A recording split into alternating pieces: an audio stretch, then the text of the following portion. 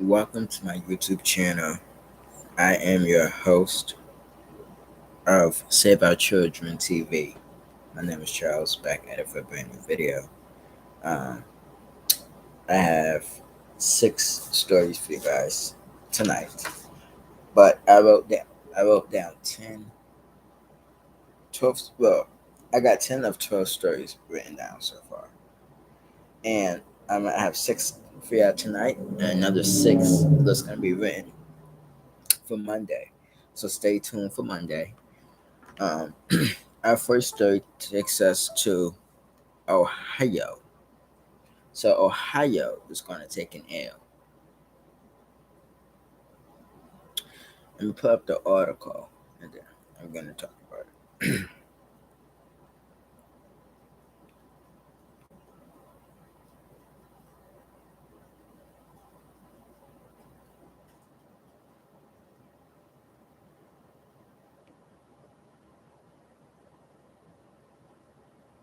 I'm on New York Post. This happened roughly about 5 hours ago. I'm on New York Post. 3 men are arrested in Ohio in connection to drive-by shooting that killed a 9-year-old Ohio girl. So let's talk about it. 3 men have been arrested in connection to a drive-by shooting that killed a 9-year-old Ohio girl on Monday. Demario Williams, 22 years old, Cosim Dixon, who's 25 years old, and Ryan Brown, who's 27, was nabbed in connection to the death of Demaya Barton Pickens, who was 9, of Silverton near Cincinnati.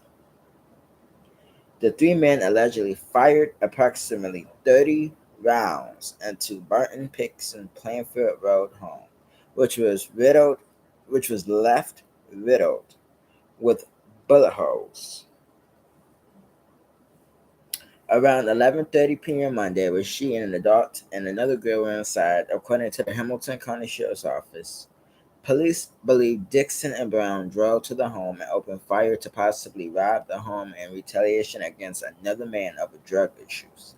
Hamilton County Sheriff Charmaine McGuffey said Dixon was the first to be arrested on Thursday on aggravated murder charge and having weapons under disability. Dixon, who has a prior conviction, is currently being held on $2.5 million bond. Brown turned himself in Thursday and was charged with aggravated murder. This is the child in question, the victim in question.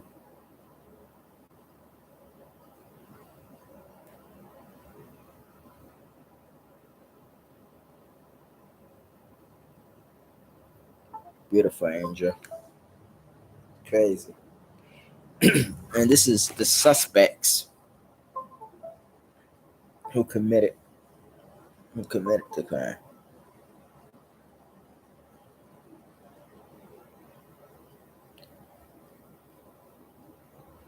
Look at the tattoos on his face. The tattoos on his neck. Tattoo on his head. Williams was later arrested and charged with carrying a concealed weapon and also has pending traffic charges. Police accused him of trying to help Dixon and Brown cover up the murder. He and Dixon were located together via drone technology. Both were nabbed after a short pursuit, which injured another driver, according to WLWT. 2 handguns were recovered from the vehicle, McGuffey said. She called the men cowards at a press conference on Thursday.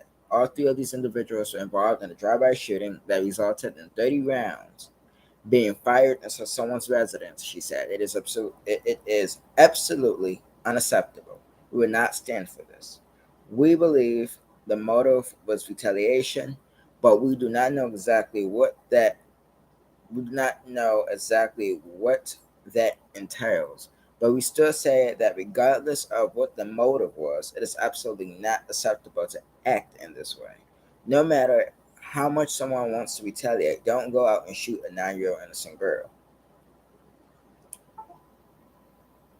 Another picture of the victim. It is beyond ridiculous that children are being shot and gunned down because people, these men, can't resolve their differences, McGarvey said. Thug with gun violence. A neighbor described waking up to loud noises on Monday night and instantly knowing it was gunshots. Those aren't fireworks. That has to be gunfire. Witness Chris Patton told WLWT, adding that the noise was very surprising, and it was not something you would expect to hear on the street or see in this neighborhood. We have lived here for 8 years. It is a quiet, friendly neighborhood. We walk up and down the street all the time. Barton Pickens' grandmother reportedly lived in a rental home, and she and her sister often visited, according to the station.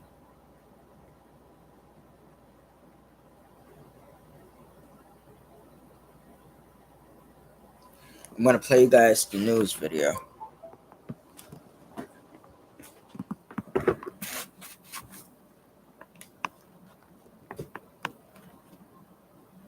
Give me a second.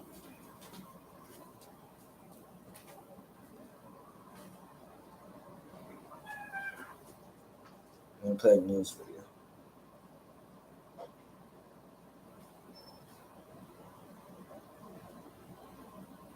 Give me a second. Tonight, a Silverton community releases balloons into the sky to honor a 9-year-old whose life was cut short. Demaya Barton Pickens was shot and killed at a drive-by Monday night. What you're seeing here is happening at Ryan Park in Westwood. The balloons are white, blue, and black, the color of Demaya's cheerleading squad, the Westside Panthers. WCPO 9 News reporter Sean Delancey is there, and tonight at 11, he'll tell us how that community is coping with this tragedy. There are 3 men in jail tonight charged in that drive-by and her death. At least 30 bullets hit this home in Silverton Monday night. And today, the Hamilton County Sheriff says it took drones and every agency in the area to make these arrests. WCPO 9 News reporter Valerie Lyons has the latest. Heinous, unspeakable. The sheriff is calling all 3 of these men cowards. She says she's angry and heartbroken, but so is the community.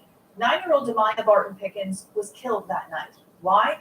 The sheriff says because 2 of those men decided to shoot up the home in retaliation. Those men are allegedly 27-year-old Ryan Brown and 25-year-old Cassine Dixon. One of the little girl's relatives allegedly robbed Brown, and the sheriff says both he and Dixon thought the relative lived in that Silverton home. We're told he wasn't there that night. With a warrant out for his arrest, Brown turned himself in Thursday afternoon.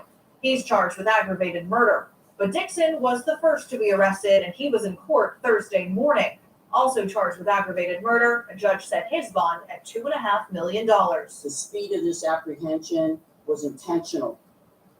And what I want to say to individuals in our community, in Hamilton County, in the city of Cincinnati, when you perpetrate events like this, when you shoot randomly, when you bring guns, and you like to light up the area, we are going to bring every resource available to the table. We are not going to sleep. We're not going to stop until we apprehend you. The third man arrested is 22-year-old Demario Williams. The sheriff says she doesn't believe he was there the night of the shooting, but he allegedly tried helping to cover it up. He was taken into custody with Dixon Tuesday after the car they were driving crashed. He is charged with carrying a concealed weapon. More charges are pending. Investigators say they pulled 3 guns from the car Tuesday. One of them, Dixon's fully loaded AK-47, which we're told was used in Monday's drive-by shooting. Now, it was a gun Dixon was not supposed to have because for years he has been in and out of jail convicted on multiple drug and firearms charges. Outside the Hamilton County Justice Center, Valerie Lyons, WCPO 9 News.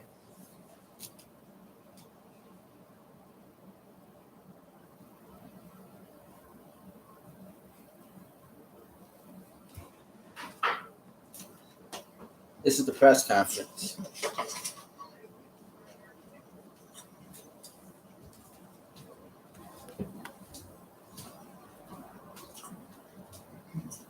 All right. Good afternoon, everyone. We called this press conference to make sure that the community understands that we have 3 individuals in custody for a horrendous murder of a young girl, 9-year-old Demaya Barton Pickens. And in this press conference, I'm going to outline the men we've arrested and what they've been charged with. I'm going to outline the timeline.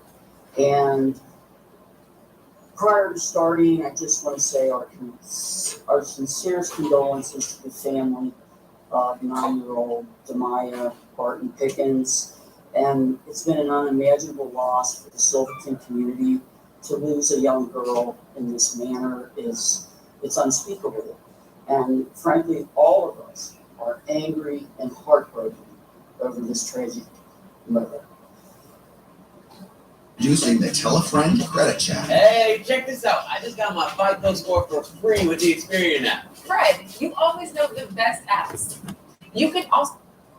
Are here with us today. We have Lieutenant Paul Neighbor, District 5 Silverton, Mayor John Smith, Village Manager Jack Cameron, and Councilmember Rick Bourne.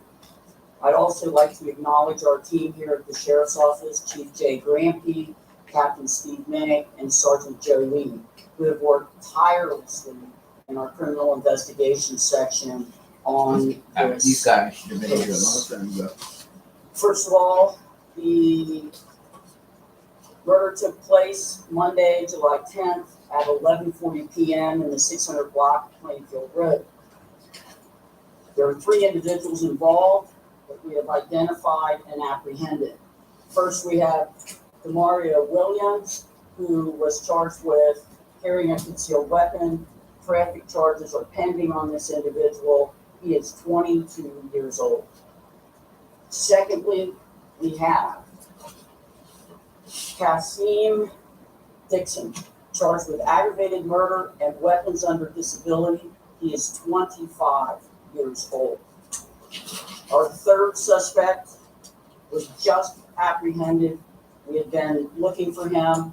We had placed a warrant out for his arrest, and we just apprehended him. His name is Ryan Brown. He is charged with aggravated murder. He is 27 years old. All 3 of these individuals are in custody. All 3 of these individuals are considered cowards, and all 3 of these individuals were involved in a drive-by shooting that resulted in 30 rounds being fired into someone's residence. Absolutely unacceptable. We will not stand for this, and I'd like to outline that just one day after this shooting occurred, we had 2 of these individuals under surveillance with our drone technology, with all the technology we could put forth.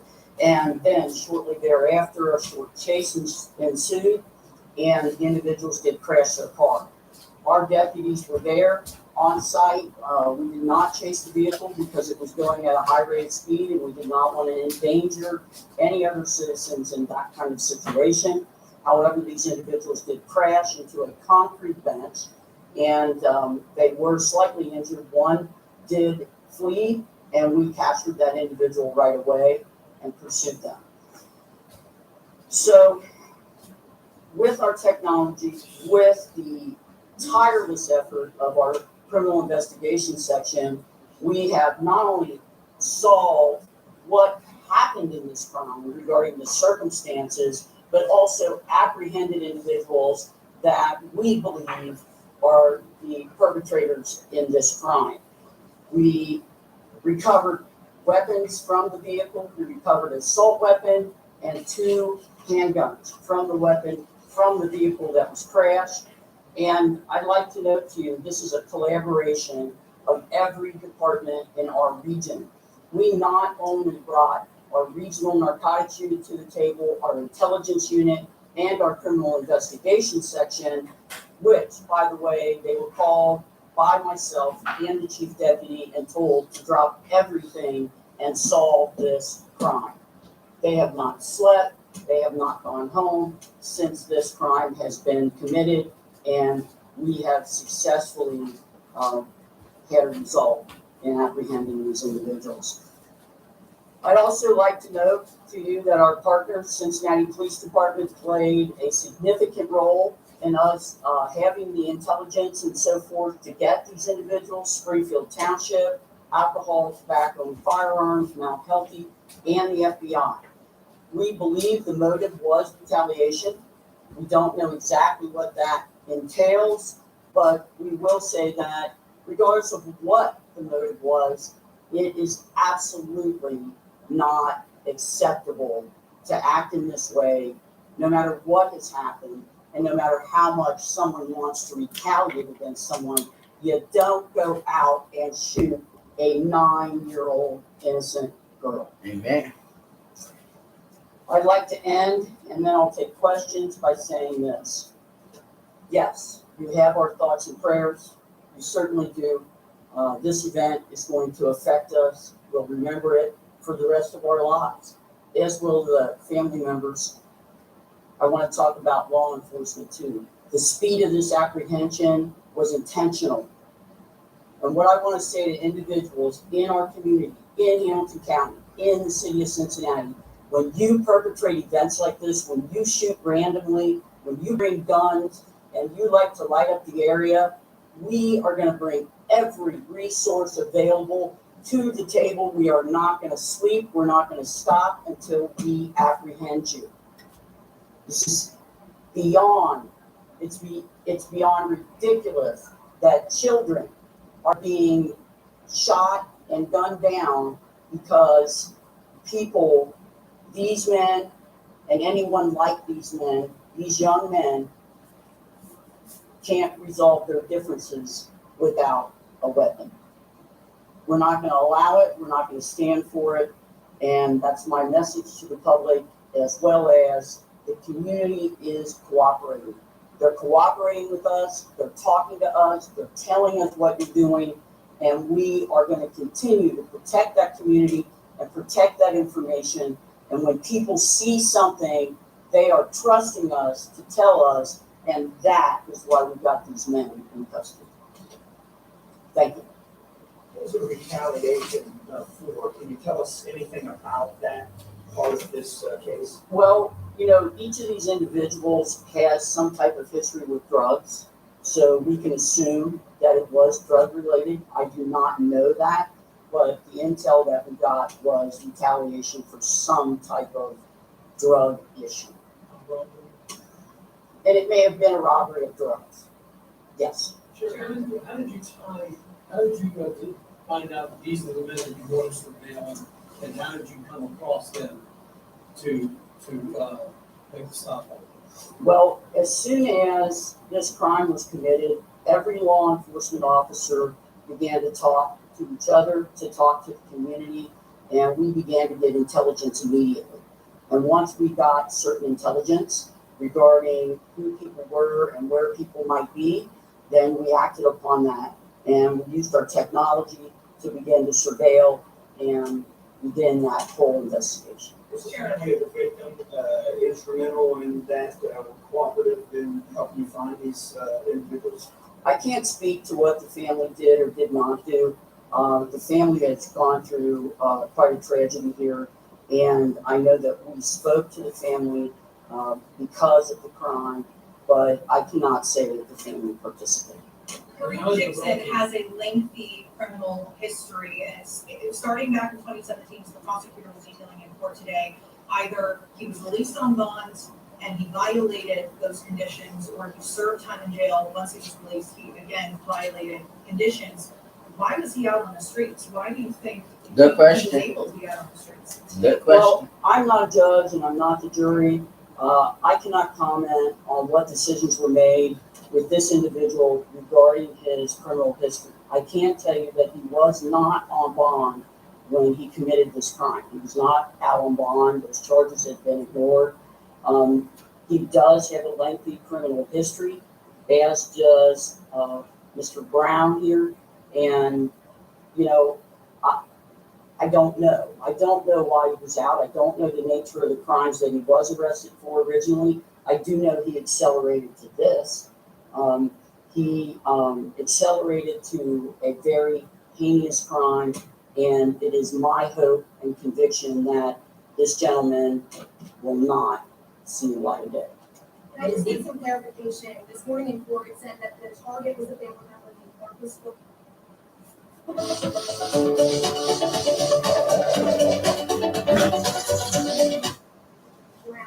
Mm-hmm.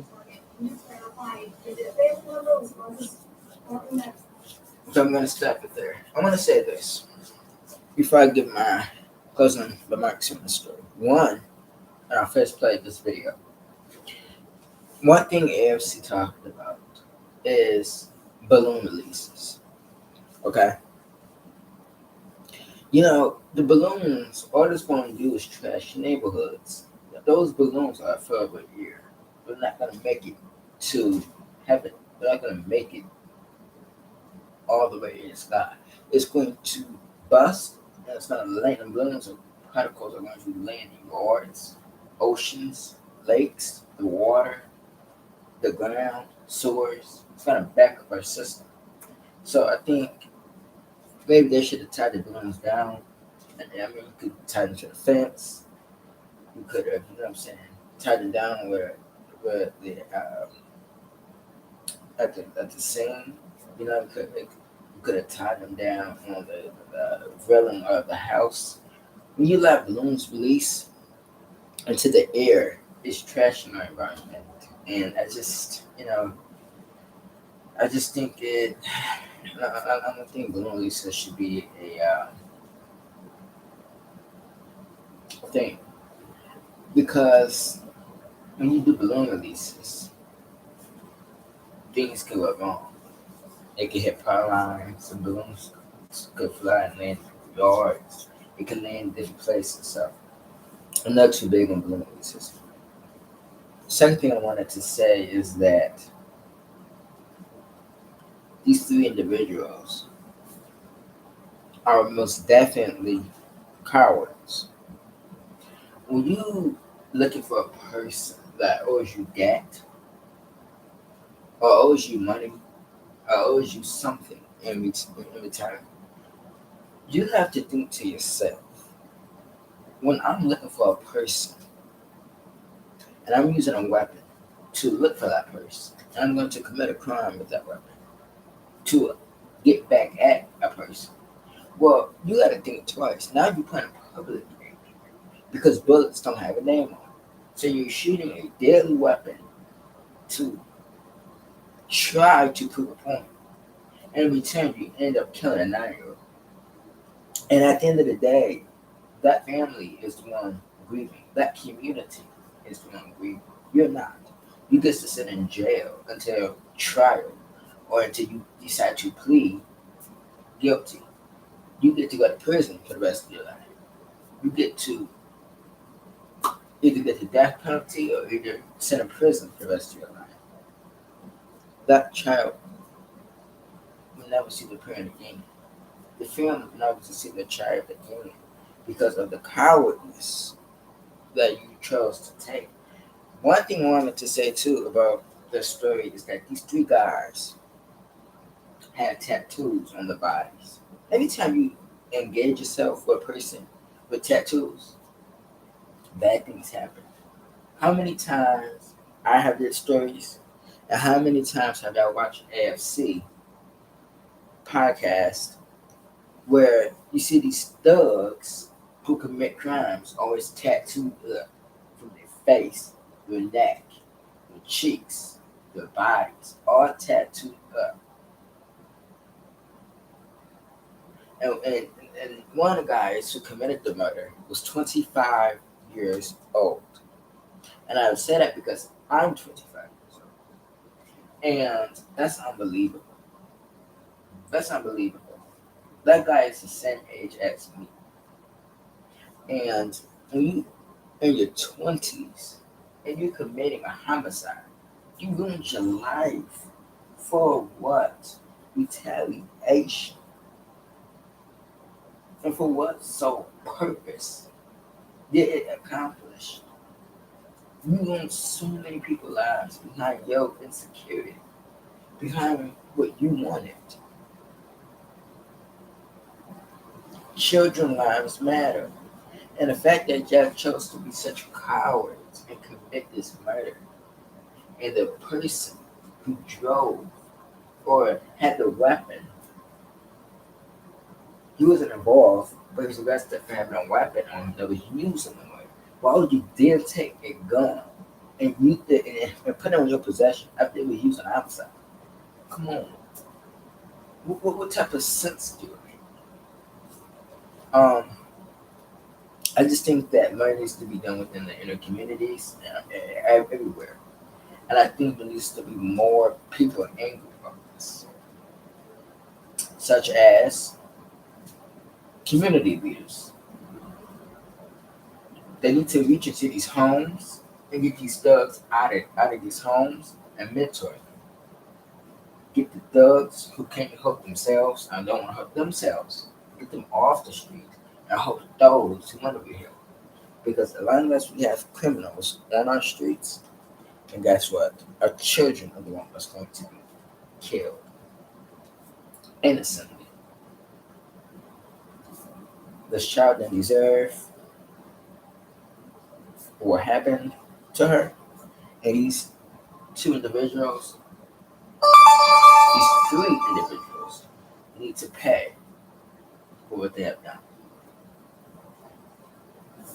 Two were charged with aggravated murder, one was charged with gun possession.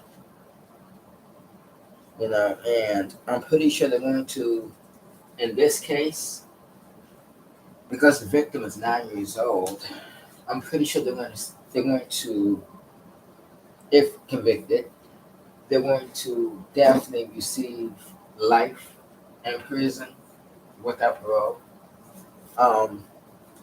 But I think the only way to be eligible for the death penalty if the victim is 6 and under. So I think that's the death penalty eligibility. But because of how heinous this was and how perpetrated this was, they may seek the death penalty. They may. They might. This is Ohio. They might seek the death penalty. This is aggravated murder. It's either death or life if convicted. And I want to say this.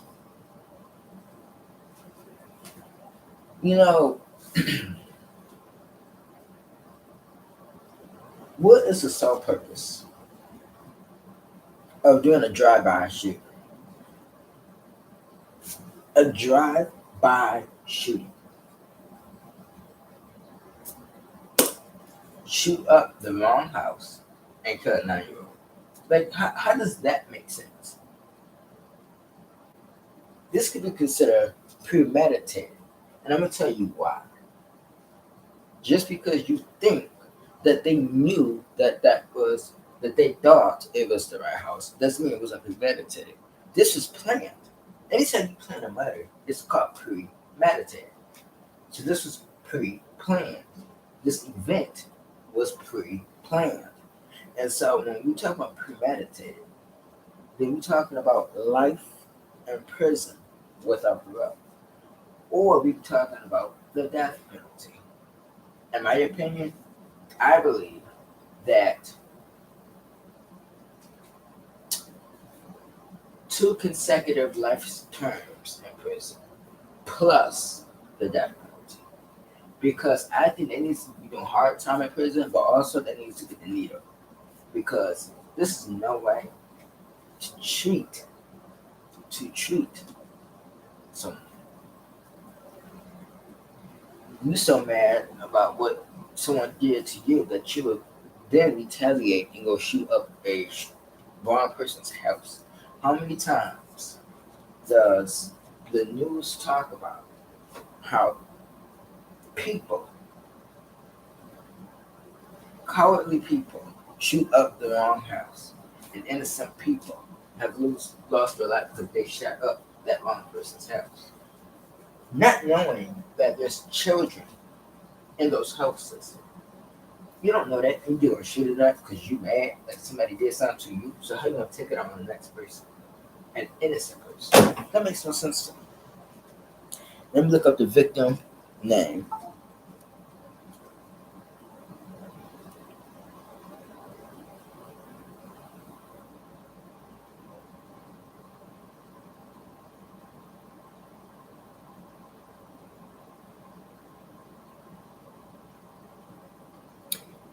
R.I.P. Demaya Barton Pickens. Demaya Barton Pickens. R.I.P. do not deserve that, and these guys will pay for what they did. We're gonna move on to our next story. Keep the victim and the victim's family in your thoughts and prayers.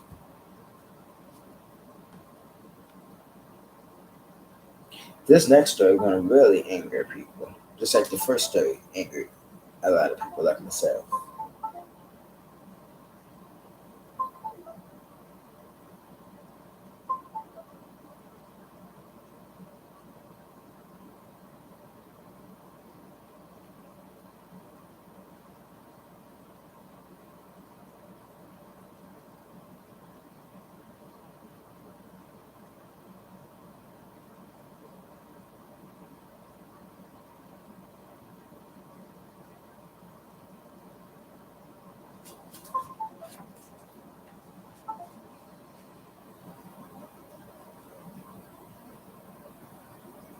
I'm on USA Today.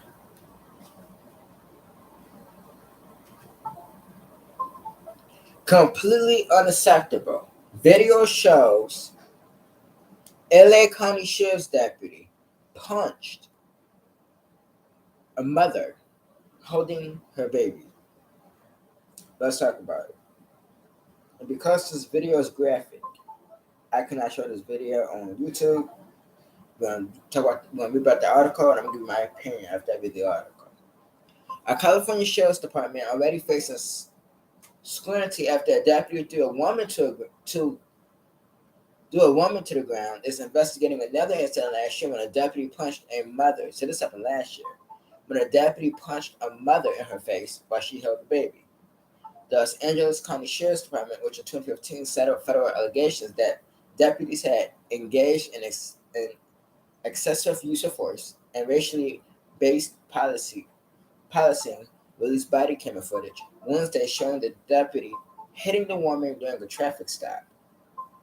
Sheriff Robert Luna said the incident began just before midnight on July 13, 2022, in Palmdale, California. He said deputies stopped the car driving without its headlights on, smelled alcohol, and encountered a male driver, 4 women, and 3 infants who were held in their murderer's arm without car seats. They arrested the man for driving under the influence and was a suspended license, and the passengers for felony child endangerment. Luna said he said a deputy struck one of the women in the face twice during the arrest. I found the punching of the woman in these sections was completely unacceptable. Luna said it's a news conference Wednesday. The Sheriff's Department released less than 9 minutes of footage, which start with deputies trying to pursue a woman sitting on the ground to hand up the child she is holding. The woman says her baby was not in danger and she was trying to get home. We're going to take the baby one way or another. I don't want to be rude about it, one deputy says. Multiple deputies eventually grabbed the child and handcuffed the woman as she screams. Deputies then moved toward another woman holding a baby and attempt to get the child. I am not about to let you take my baby, she says at one point. Deputies quickly surrounded the woman holding the baby, obstructing the body cam view of the confrontation. The woman can be heard screaming before a deputy appears to punch her twice and she is handcuffed. The incident occurred before Luna was elected, and the sheriff said it was brought to his attention over the weekend by his chief in the area, prompting him to action. Luna said the deputy is not in the field, but state law prevents him from disclosing the exact disciplinary actions taken. The sheriff said he directed his department to refer this incident to the Los Angeles County District Attorney's Office for criminal consideration, and the FBI office in Los Angeles will also be looking into it. A spokesperson for the District Attorney's Office told USA Today that our office hasn't received the case yet.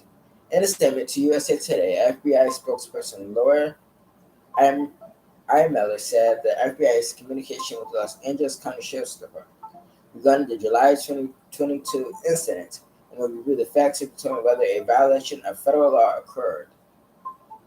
Luna said that actions of other deputies and supervisors at the scene will be reviewed as the investigation continues. These incidents could be absolutely bad, anywhere from training to 10 days off to dismissal and, again, accountability, he said. The community expects us to hold our employees accountable, and that's what we'll be doing. Okay. I did this story for one reason only. Not because there was a child. Well, let me tell you why I did the story. I chose to do the story. Talk about this story. One, because there's children involved.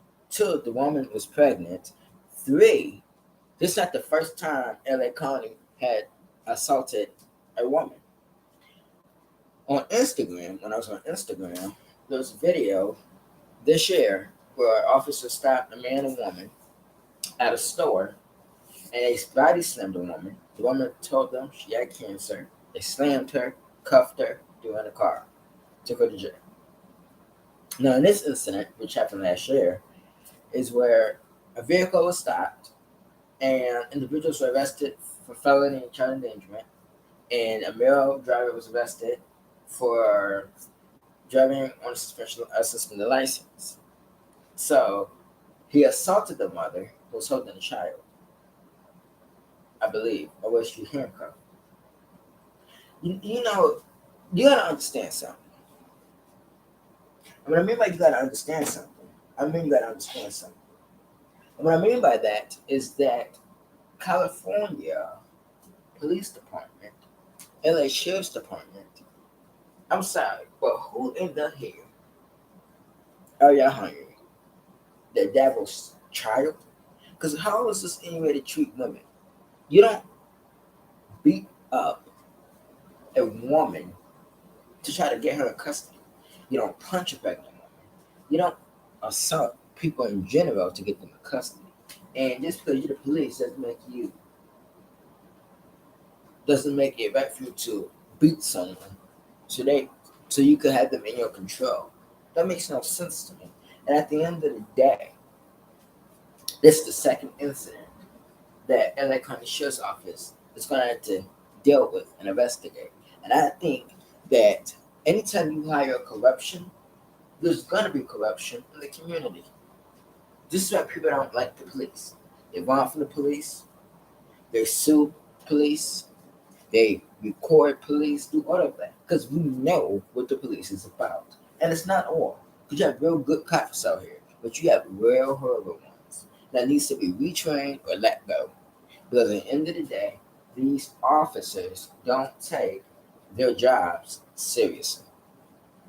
Because if you loved your job, like you swore under oath to do, and take it seriously, then you won't be beating on people doing traffic stops.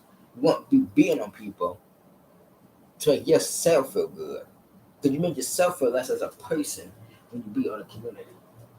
And at the end of the day, we need to do something about it. We need to fire these people. And we need to retrain every corrupt officer. And if they continue doing what they're doing, fire them. Because they're going to make your department look bad. And that's what's going to happen. You're going to continue dealing with lawsuits. You're going to continue dealing with district attorneys filing charges against these officers. Let these bad officers go. They're ruining your communities. Why continue allowing them on the force? They can't respect nobody no more like the community. So why are they on the force? Bottom line, they should be let go. Keep those victims in your thoughts and prayers, especially the woman who was assaulted and she was holding that child.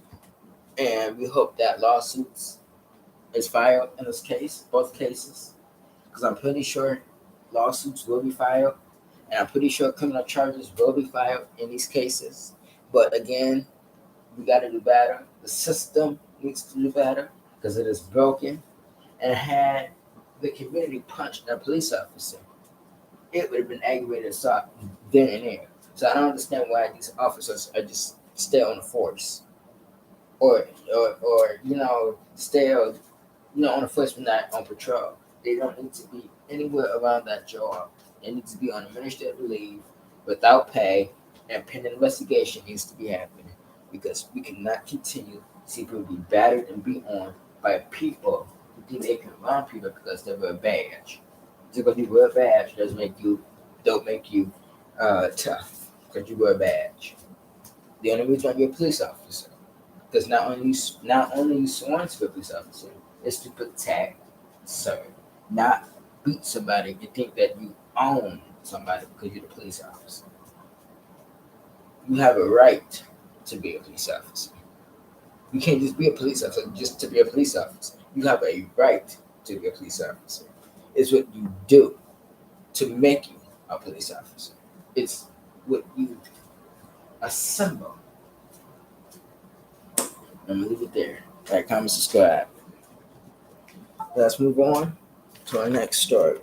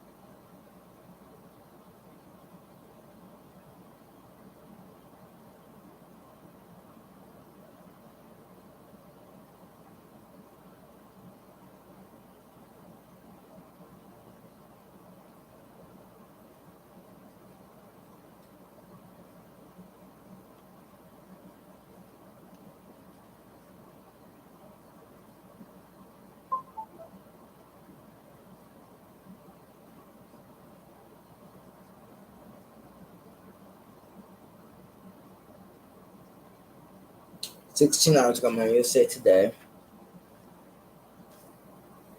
Wisconsin. Missing 13-year-old may be living as a survivalist for the past month, police said.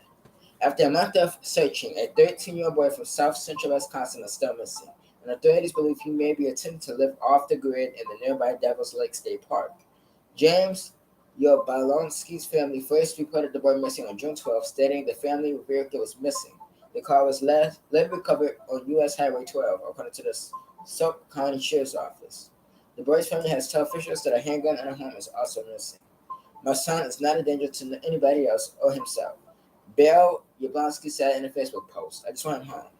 Sauk County Lieutenant Stephen Schramm told ABC affiliate WKOW Yablonski had expressed interest in being a survivalist. Without being able to add context to it, it's difficult to do anything besides make assumptions. He told the outlet, the only person at this point that could truly tell us without any shred of a doubt would be James. By no means are we giving up the search for James. We're just trying to get as much information as possible and track down every single piece of information that comes in to prove whether it's relevant. Schramm explained, we can't rule anything out until we can absolutely rule it out. It's been a month since the team was first reported missing. There's everything that has happened since then. The Yablonski family reported James missing on June 12th. Local enforcement got involved June 17th. Bill Yablonski, the father of James, organized a search on Facebook on June 25th.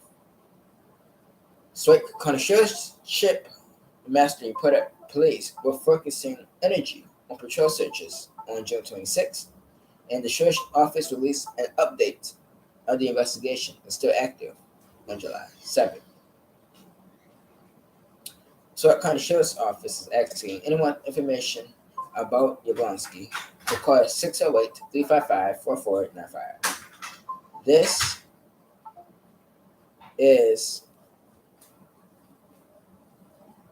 him right there. So if you know where he is at in the Wisconsin area, if you see him, call 911 or the Wisconsin Police Department or Sheriff's Office. He's 13 years old.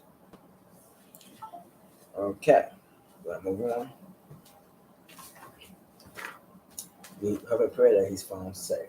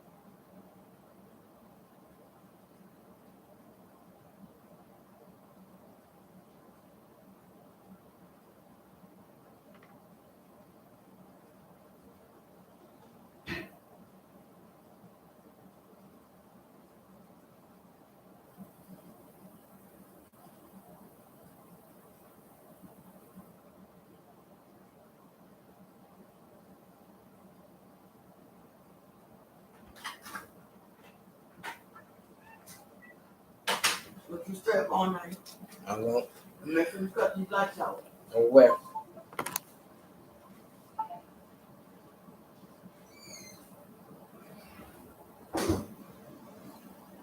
All right, two suspects. I'm already seen those. Two suspects assault. SOUGHT, assault. After alleged abduction attempt of 14-year-old at a Pennsylvania mall, police say. Authorities in Pennsylvania are searching for two suspects after. Hold on for a second.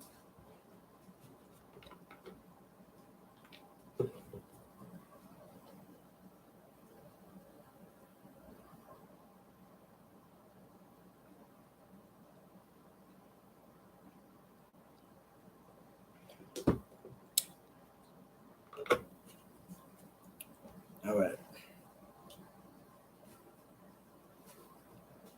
Authorities in Pennsylvania are searching for two suspects after an alleged attempted kidnapping of a 14-year-old took place at the Willow Grove Mall in Montgomery County.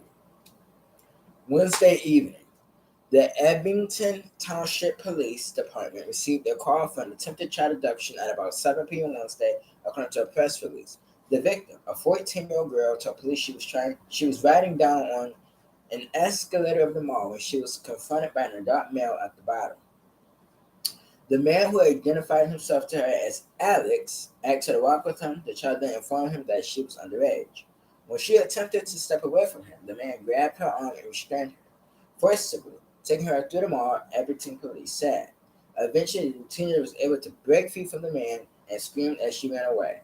According to police, multiple bystanders witnessed what happened and stepped in, standing in the way of the male suspect approaching the child again. Police said after witnesses stepped in to help the child, the suspect and one other man then left the mall, officials said. No arrests have been made at this time, Abington police said.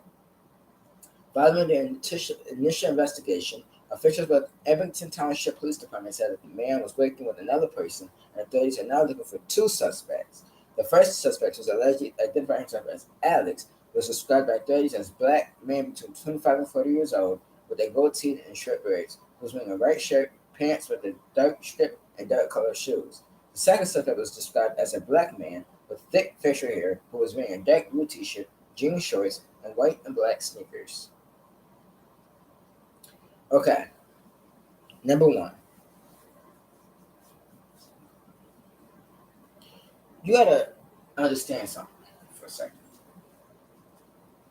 If you are a parent, right, and this should be a warning to all parents, but if you are a parent out there and you let your underage children walk alone at the mall or go with their friends unattended at the mall and they're underage, I highly advise you to have a chaperone or an adult walking the mall alongside your children. An adult, whether it's a friend, whether it's a cousin, an uncle, somebody that's older and knows your child, because it is dangerous walking alone in malls. Believe it or not, it's dangerous walking anywhere alone. You just don't know who's out lurking. That's one. Two, spying. Three, preparing. And four, getting ready to snatch you up. You just don't know until it's too late. And at the end of the day, this could have been a what we call a setup. And what I mean by that is that these two individuals could have planned this, could have planned the setup. They could have already had it in mind. We're going to go to the mall. We're going to look for a white, young, underage child. Take her, kidnap her, and do what we're going to do with her. It's a screwy world out here. And I just, in my opinion,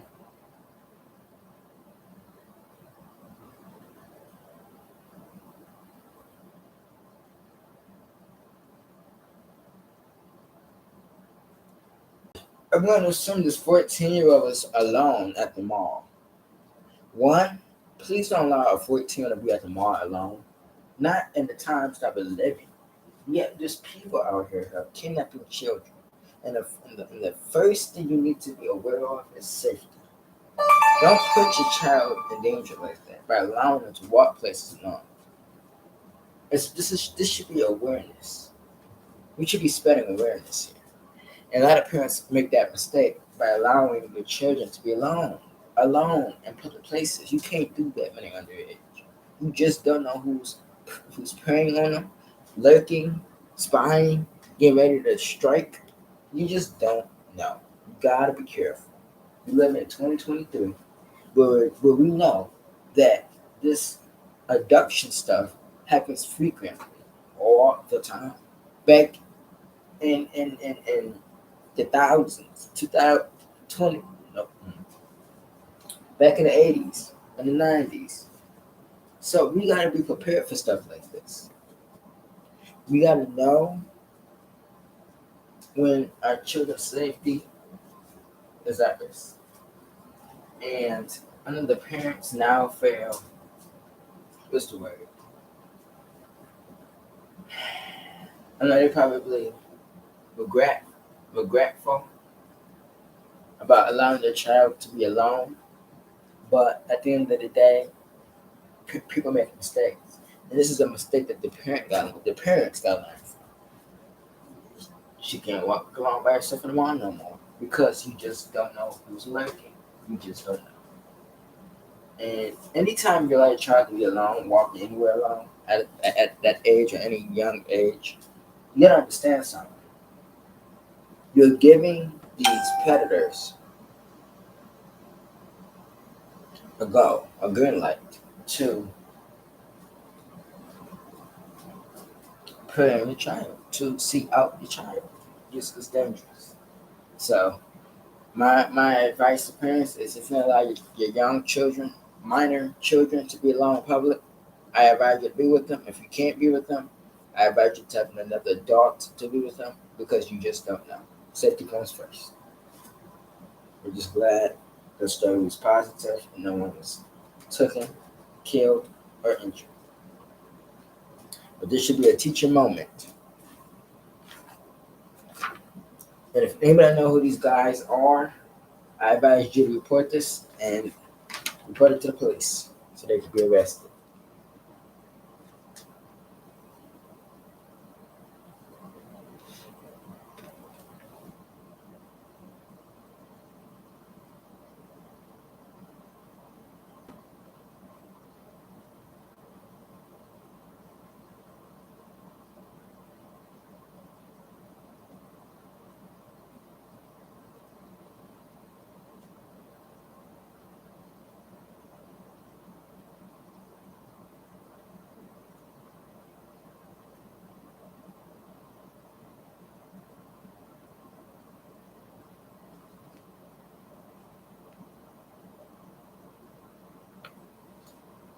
This is our next story.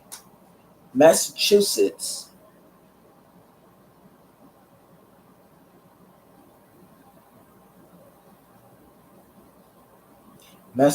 gonna take an L. Boston's gonna take an L. I'm on 25 News. Boston 25 News. Body of missing 7-year-old Lowell girl is found in Merrimack River. The body of a 7-year-old girl who vanished from the driveway of her Lowell home over the weekend was found Monday in the Merrimack River in Towsbury, law enforcement officials said. Anna Maru, who had autism and was nonverbal, was discovered dead about 15 to 20 feet from the shore in about 8 feet of water near Trillbrook Golf Course around 12 p.m., nearly 24 hours after state and local police launched a massive search, according to Middlesex District Attorney Martin T. Ryan.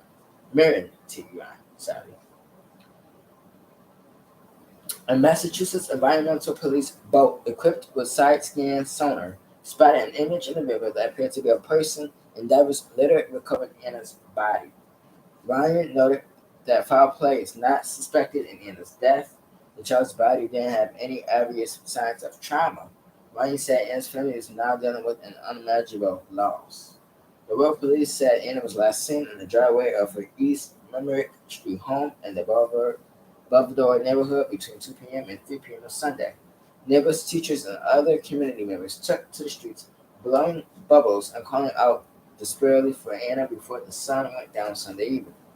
We had literally hundreds of people come out.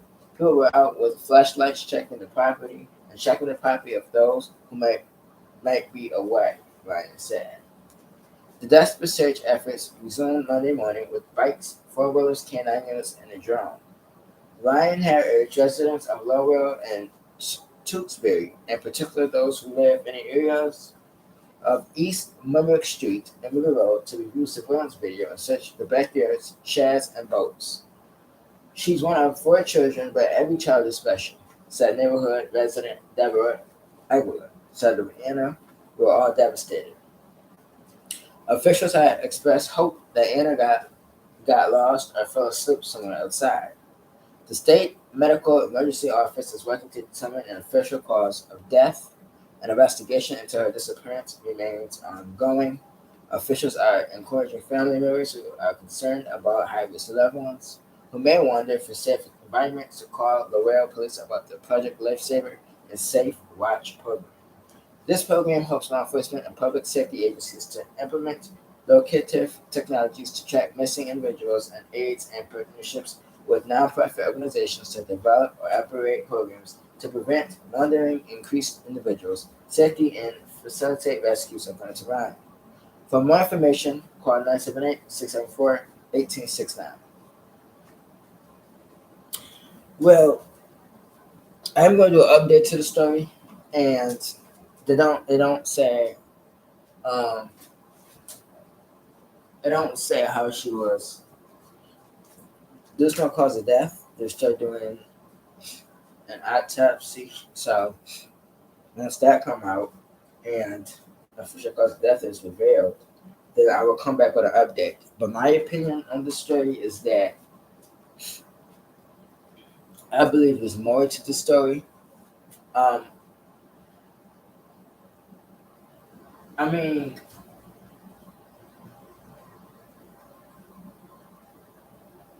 they said there's no abrasions, nothing. Could this be that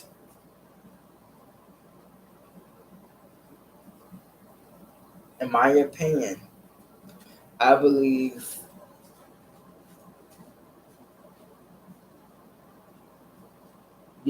somebody could have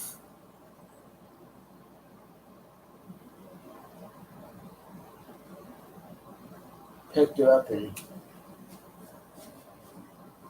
maybe tossed her in the water. That's a possibility.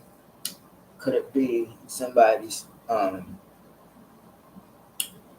smothered her and then threw her body in the water? That could be a possibility. We don't know. So once that come out, I will let you guys know the update. But keep this victim family in your thoughts and prayers. And to, let me get her name again. To the victim, 7-year-old Anna Abreu, RIP. And we're gonna update to the story, and if anything, if there's more to the story that's not coming out and they find the actual cause of death, then if he was murdered, then we hope that someone's brought to justice. But we will not find out until the autopsy is completed. And so let's keep her family in thoughts and prayers. And we're going to move on to our final story of the night. I believe it's a 6th story.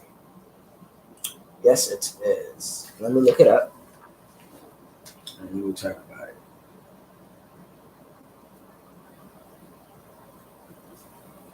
This is the victim here that was killed. So let's talk about the other story.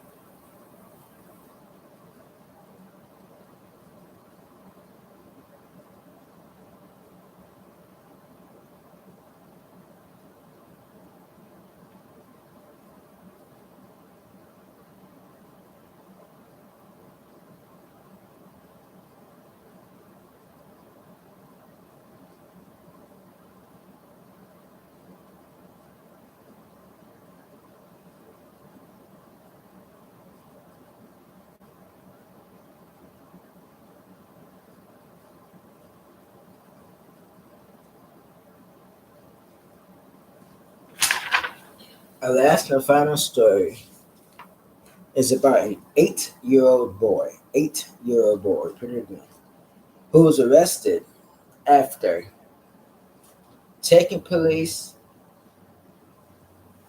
after stealing a car at gunpoint and leading police on the chase. So he pointed a gun at someone, took their car, and led police on the chase. An 8-year-old.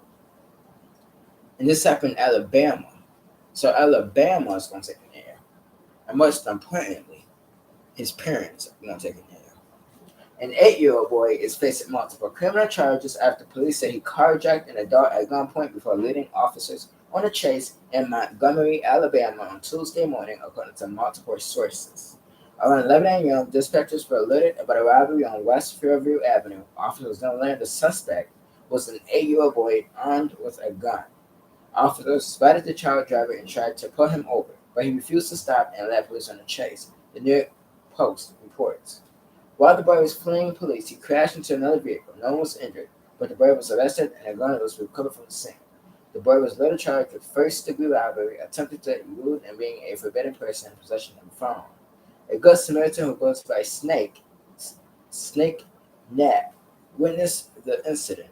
He decided to follow the vehicle and alerted police once he realized a child was driving. Knapp also said he witnessed the boy pick up 2 adults during his joyride. Whenever I realized he was a little boy, I knew I had to follow him and then make sure no one got hit and that he got caught because I don't want him driving all over Montgomery because of more accidents or hurting himself or hurting other people. Knapp told WSFA, I think parents just need to know where the kids are, where their kids are, what their kids are doing, and just talk to them about these kinds of things. I'm gonna put on a news video. And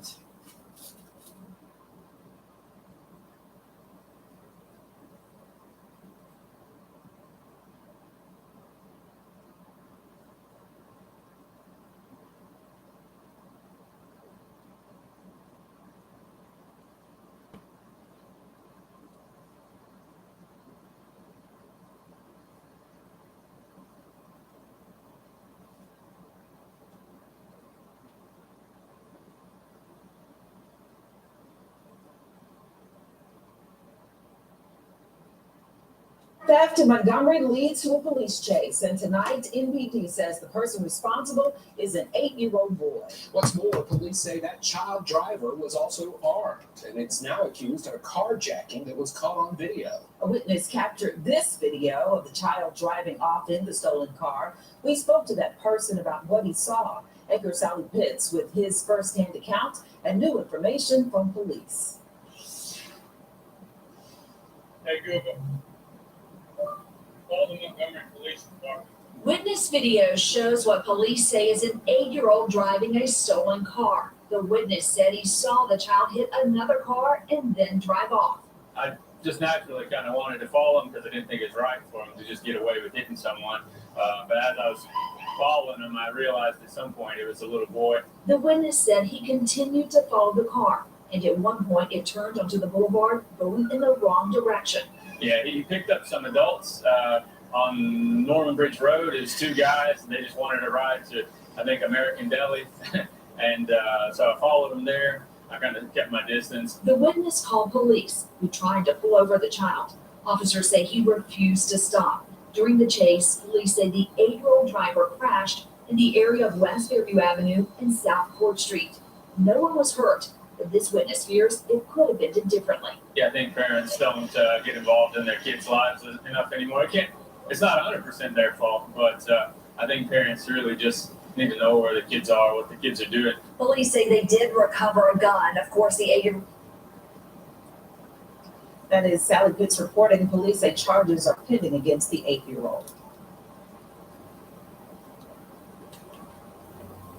In a car chase this morning, behind the wheel, they say, was a child. That's right. Authorities have taken an 8-year-old into custody with multiple charges pending. This is video we have from the scene of the child being put into the back of an MPD patrol car.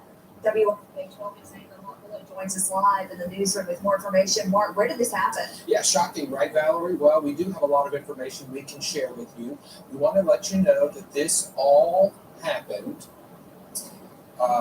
with a robbery call on West Fairview Avenue. When officers tried to pull that stolen vehicle over in the area of the East-South Boulevard at Norman Bridge Road, that 8-year-old driver refused to stop. Police say the child crashed into another vehicle in the area of West Fairview Avenue and South Court Street. A witness says he followed the car as it left the scene and realized along the way that it was a little boy who was driving. Yeah, well, that was one of the main reasons I called the police. Of course, I was going to call them anyway because I had their license plate. But whenever I realized it was a little boy, I knew I had to follow him and make sure that no one got hit and that he got caught because don't want him driving all over Montgomery, causing more accidents or hurting himself or hurting other people.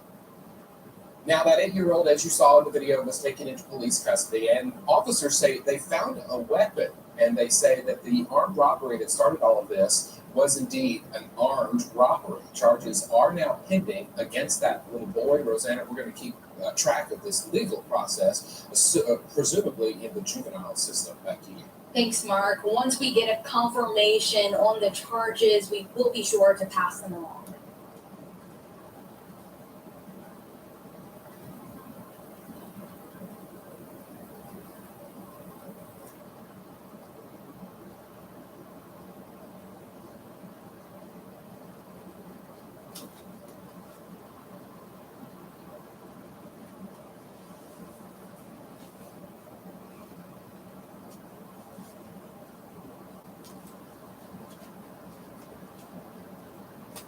This is my closing thought about the whole situation of this story.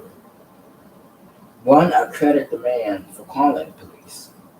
Because when you see something, say something. That 8-year-old could have caused a major accident. Could have killed somebody, injured somebody, hurt himself, killed himself, anything. Two, the parents needs to be charged. And I'm going to tell you why. Because when you neglect a child and you do not know what that child is doing, that is your responsibility. Whether you think that it's not, that I start questioning your parenting abilities. This child should never be in a stolen vehicle. He had possession of a gun. He basically on-ride someone further we're on a high-speed chase. Where do you think this child got all this from? It could be 2 reasons. Can it be his parents Or can it be the video games he's playing, which is called GTA? Because I'm pretty sure that's probably what he's at home playing. Be at home playing Grand Theft Auto, which is a game, in my opinion, it's not suitable for children. But at the end of the day, they're going to test that gun. They're going to fingerprint that gun. They're going to see whose gun that is. How did an 8-year-old get a hold to that gun? Because I'm pretty sure that gun belongs to his parents. So how the hell you get access to the gun? The vehicle was stolen that he took. Took the popos on a high-speed chase. It's like, it's time for parents to be parents. You lay down, you have children, it's your job now to be a parent. It's not the system's job to babysit or raise your children. And in this case, there's a family out here, a mother and a father, who's 8-year-old, is probably looking at serious incarceration time. We're talking about armed robbery, stolen vehicle, chase, handgun. We're talking about serious jail time. And most likely, they'll probably drop some of the charges to a misdemeanor because of the child's age. He probably ended up doing quite a few years in juvenile prison, which is a prison for juveniles. They probably have him in there doing some time. They probably caught him a plea there because of his age, or drop some charges. But what the child's defense attorney is going to do is going to want to get the parents held accountable. And which I think they should be held accountable, because how did that child get access to that gun? For him to even be out committing crimes. And who was watching this child? Was this child just alone, left to fend for himself? Was this child not being watched 24 hours supervision? You gotta understand, it's more to the story. And it's crazy. When there's an update to the story, I'll bring an update to it. But in the meantime, on the screen right here, this is my video here. And if you can see it, Save Our Children TV. That's me on the screen. Subscribe to that video. Subscribe. Thumbs it up. And ring that notification bell.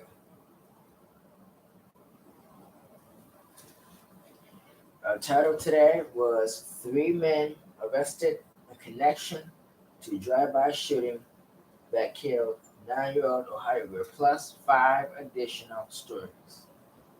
And I got 6 more on Monday. So stay tuned. I'll be back out here on Monday to bring you guys 6 more additional stories. You don't want to miss it. Stay tuned. Have a great night. And I'll see you guys on the flip side. Peace.